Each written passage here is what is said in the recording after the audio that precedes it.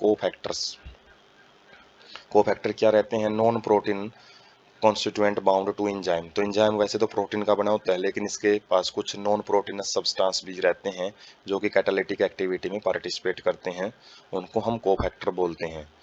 Apo enzyme क्या होता है? प्रोटीन पोर्शन होता है जो एंजाइम का, उसको एपो एंजाइम बोला जाता है। 3 काइंड के होते हैं कोफैक्टर। प्रोस्थेटिक ग्रुप, ये क्या होते हैं? Organic compound tightly bound to apo enzyme. जो प्रोटीनस पार्ट के साथ बिल्कुल टाइटली बाउंड होते हैं वो ऑर्गेनिक कंपाउंड्स को हम प्रोस्थेटिक ग्रुप बोला जाता है। एग्जाम्पल है जैसे in peroxidase and catalase, in breakdown of hydrogen peroxide to water and oxygen, heme is prosthetic group. जो हीम है एक सब्सटेंस है, वो प्रोक्सीडेज या फिर जो कैटालेज एंजाइम होता है उसके साथ बिल्कुल, उसके अंदर बिल्कुल जो प्रोटीनस पार्ट है उसके साथ टाइटली बाउंड होता है, उसको हमें आसानी से अलग नहीं कर सकते। को एंजाइम क्या होते हैं? वो ऑर्गेनिक कंपाउंड आ जाते हैं इसमें जो कि टाइटली बाउंड नहीं होते, लूजली बाउंड हो जाते होते हैं और हैज एसेंशियल केमिकल कंपोनेंट, और इनके पास कुछ केमिकल कंपोनेंट्स है जैसे विटामिन वगैरह वो भी होते हैं। एग्जांपल है जैसे को enzyme nicotinamide adeno dinucleotide NADP। तो फॉस्फेट, जो पी फॉस्फेट ग्रुप को रिप्रेजेंट करता है, तो ये NAD की फुल फॉर्म काफ़ी बार पूछ ली जाती है। तो इनमें जो को एंजाइम होते हैं NADP, तो इनके अंदर जो विटामिन नाइसिन है वो लिए होते हैं ये, तो ये कोएंजाइम के रूप में काम करते हैं जो विटामिन है। उसके बाद कुछ मेटल आयंस हैं, फॉर्म ए कोऑर्डिनेशन बॉन्ड। जो कोऑर्डिनेशन केमिस्ट्री होती है 12th में पढ़ते हैं इसके बारे में, जब कोऑर्डिनेशन बॉन्ड होता है तो कोऑर्डिनेशन बॉन्ड के द्वारा जो मेटल आयन है वो अटैच होते हैं, एक्टिव साइट होती है जो एंजाइम की वहाँ पे। फॉर्म वन और मोर कोऑर्डिनेशन बॉन्ड, एक से ज़्यादा भी कंपाउंड जो कोऑर्डिनेशन बॉन्ड वो देखने को मिल सकते हैं। कोऑर्डिनेशन बॉन्ड में क्या होता है?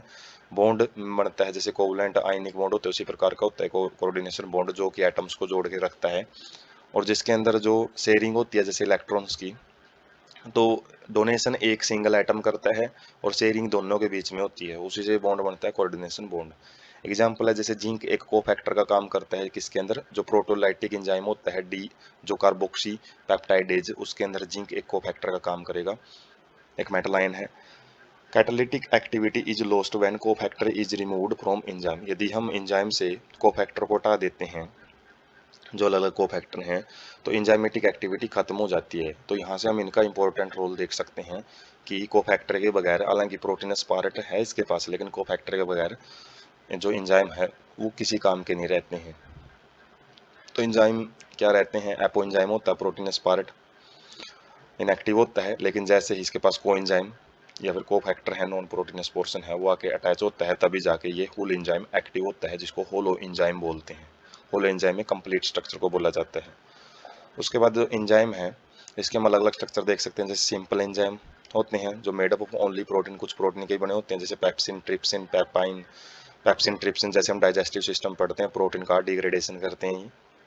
कुछ कंजुगेटेड एंजाइम होते हैं, इन्हीं को होलो एंजाइम बोलते हैं, जो कि प्रोटीन तो लिए होते हैं लेकिन साथ में नॉन प्रोटीनस पार्ट है वो भी लिए होता है, जिसको कोफैक्टर हम को एंजाइम बोलते हैं। और इन्हीं को जब अलग अलग तोड़ते हैं तो इसमें से एक प्रोटीन पार्ट अलग हो जाता है एपोएंजाइम, और एक हो जाता है कोफैक्टर्स नॉन प्रोटीनस पार्ट, और यही हमने पढ़े हैं। एक कोएंजाइम होता है जो लूजली अटैच्ड होता है ऑर्गेनिक पार्ट के साथ, जैसे विटामिन AMP या ADP। तो ये काफ़ी सारे हम यहाँ से एग्जांपल देख सकते हैं कोएंजाइम के। प्रोस्थेटिक ग्रुप सबसे पहले पढ़ा था जिसके अंदर टाइटली अटैच्ड होते हैं ये ऑर्गेनिक कंपाउंड, वो टाइटली अटैच्ड मिलेंगे इसके साथ प्रोटीनस पार्ट के साथ, और इनको आसानी से हम सेपरेट नहीं कर सकते। मेटल एक्टिवेटर में क्या होते हैं? कुछ लूजली अटैच्ड इनऑर्गेनिक और मेटलिक आयन होते हैं, जैसे आयरन है, मैग्नीशियम क्लोरोफिल में पाया जाता है, जैसे जिंक है। तो अलग अलग जो मेटल्स हैं ये भी कुछ एंजाइम्स के अंदर अपने इनकी जो एक्टिविटी है उसको फास्ट करने का काम करते हैं।